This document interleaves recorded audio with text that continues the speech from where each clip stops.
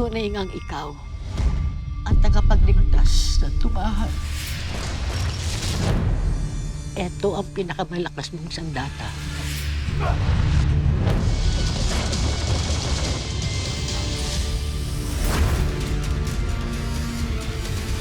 Ang tunay na bayani, ginagamit ang lakas para sa kabutihan ng marami. Lolo, mag-ingat ka. Opo. Salamat po.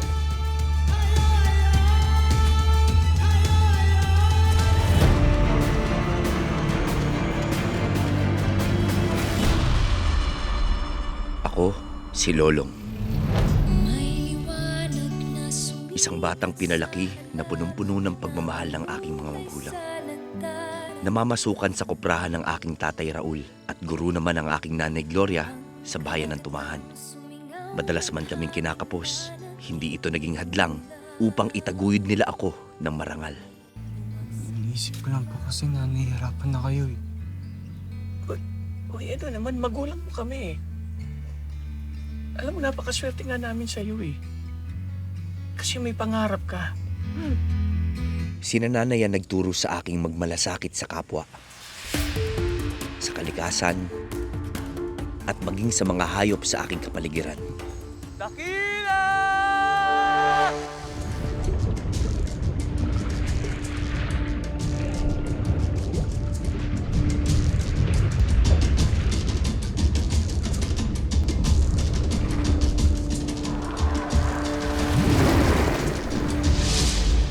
Ma, huwag ka matakot. Kaibigan natin siya. Siya si Dakila. Hinding-hindi ko malilimutan ang araw na nakilala ko si Dakila. Si Dakila ang aking natatanging kaibigan at kasangga sa buhay. Galing mo, Dakila! Hindi niya ako iniwan, maging sa pinakamadilim na bahagi ng aking buhay.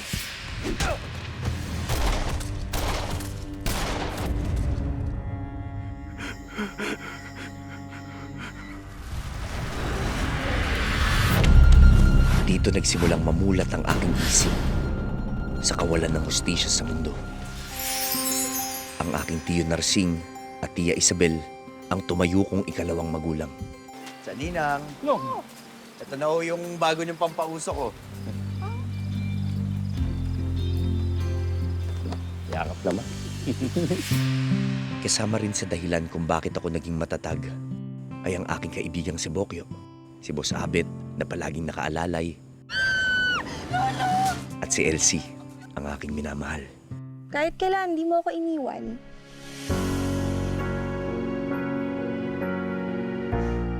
Sana ganun na nga, no? Walang iwanan. Sino ba nagsabi sa iwanan kita? Sa paghahanap ko ng hustisya sa pagkamatay ng aking mga magulang, may nadiskubre ako sa aking pagkatao.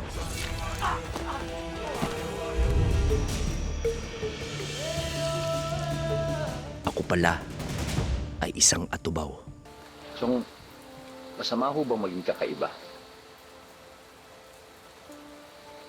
Alam mo, Long, hindi naman masama ang maging kakaiba. Kaya lang sa mundo natin ngayon, nakakatakot ang maging iba. Huhusigang ka agad. Lalayuan ka. Kahit hindi naman nila alam kung bakit ka kakaiba. Bulong-bulungan lang sa tumahan ng pamumuhay ng mga atubaw. Isang tribong may malalim na ugnayan sa mga buhaya. Sila raw ay may natatanging kapangyarihang maghilom sa sarili nilang sugat. Magilas at bihasa sa pakikipaglaban. Mga katangiang kalintulad sa mga buhaya. Taglay ang pambihirang kakayahan, palihim kong pinotektahan ang mga kauring dakila, ang mga atubaw.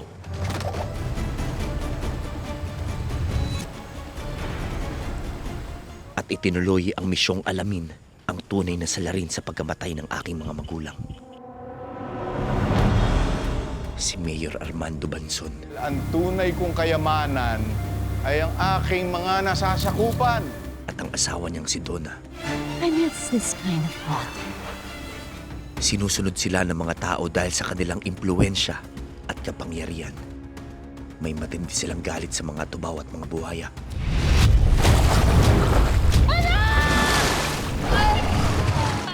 Nag-ugat ang lahat ng patayin daw ng isang buhaya nag-iisa nilang anak. Ang ginagawa nilang lihim na pagpatay sa mga tubaw ay pinapalabas nilang buhaya ang may kagagawan. Malamang buhaya ang dumali dyan. Tignan mo, may kagat sa mukha. Oh, hindi masyado lalapit. Ang kasinungalingang ito, pinaniwalaan ng taong bayan. Nasalot ang mga buhaya sa aming lugar.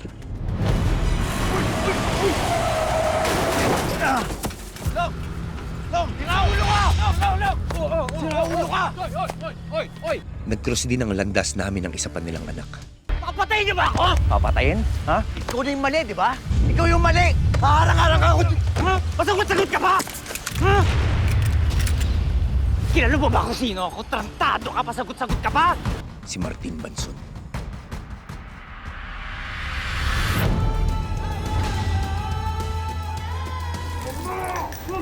Habang buong lakas akong lumalaban, lalong naging sakim ang mga Banson sa kapangyarihan. Sabi, Isa-isa nilang kinuha ang mga taong malapit sa akin. Boss Abe! Si Boss Abet,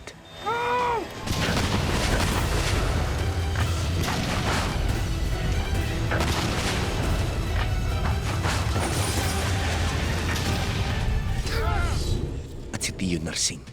Lahat kayo na nakaapi sa amin!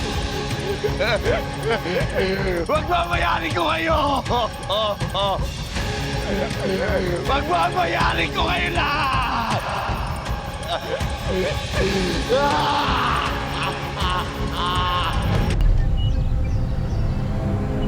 Ang inakala ring ligtas na lugar para sa mga atubaw, nadiskubre ng mga Banson.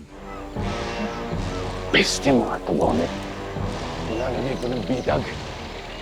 Ayaw ng mga ng patas. Sige na.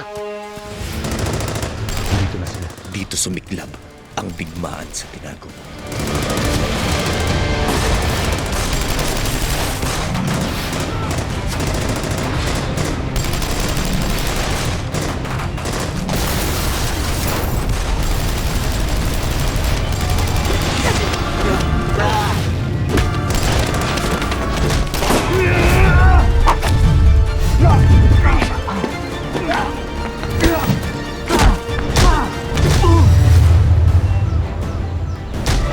Dala ng pagiging ganid sa kapangyarihan, nalaman ni Armando ang kapangyarihan taglay ng dugo ni Dakila.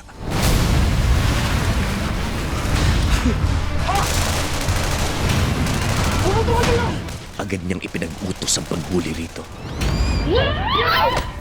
Nadamay sa gulo sina Karina at Tia Ines.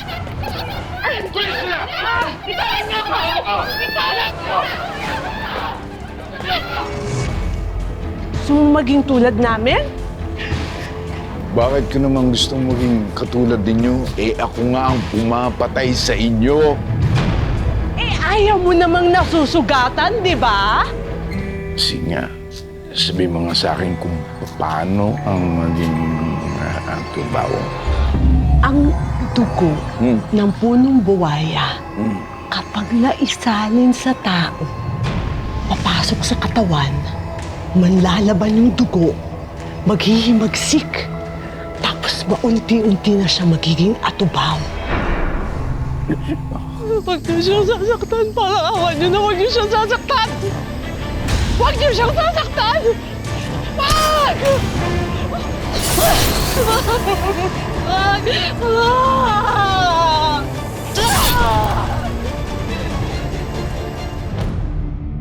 Pero ang tadhana, kung minsan talaga yun mapaglaro. Ang lahing kinasusuklaman ni Armando ay lahing taglay pala ni Martin. Kaya tuluyan niya itong itinakwil. Para mawala ka na! Wala ka! Dad, mo sila! Dad, mahal kita! Hindi ko sila makapitan! Dad! Hello?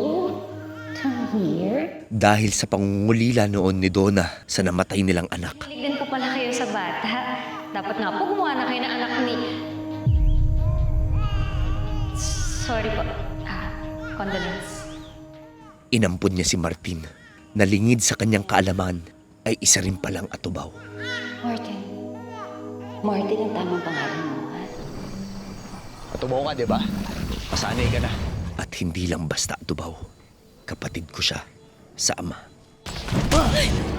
Huwag na huwag mong tutulad sa inyong mga kriminal. Hindi man kami magkasundo, May kumot kapag giniginaw ka, may bubong kapag umuulan. nanaig pa rin ang aming pagiging magkapatid.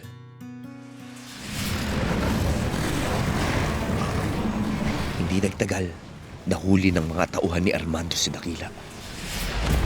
Pinag-eksperimentuhan niya ang dugo nito sa paniniwalang mas magiging higit ang lakas niya kumpara sa mga atubaw. Ako na ang magiging pinakamalakas na tao sa buong mundo. Pero ang lakas na kanyang inaasam ay iba sa kanyang inaasahan.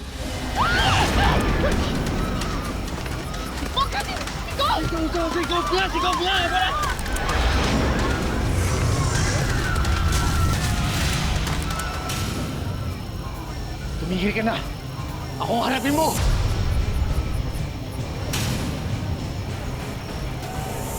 Hindi natin nakita ang tabo ka. Hanggang ngayon, buhay ka pa!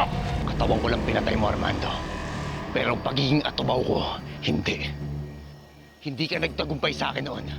Kaya lalong hindi ka magtatagumpay sa akin ngayon!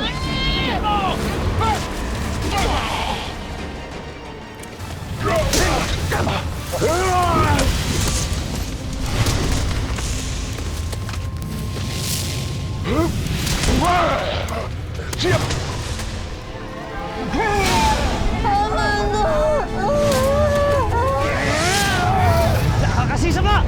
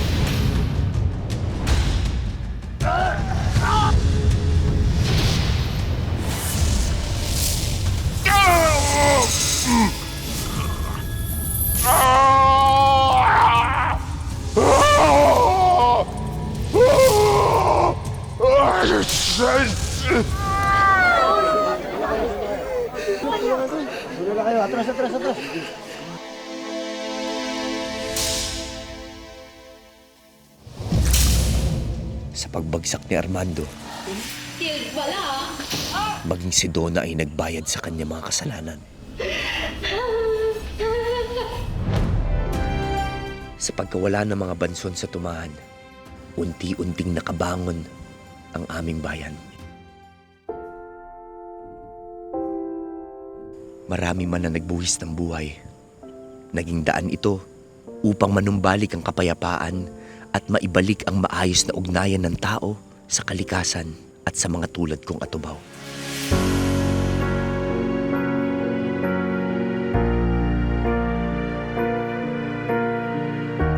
Naging masaya na rin ako sa piling ni Elsie. Pero sa kabila ng tahimik naming pamumuhay, nagbabadya ang paparating na panganib na siyang magiging dahilan ng aking muling pagbabalik.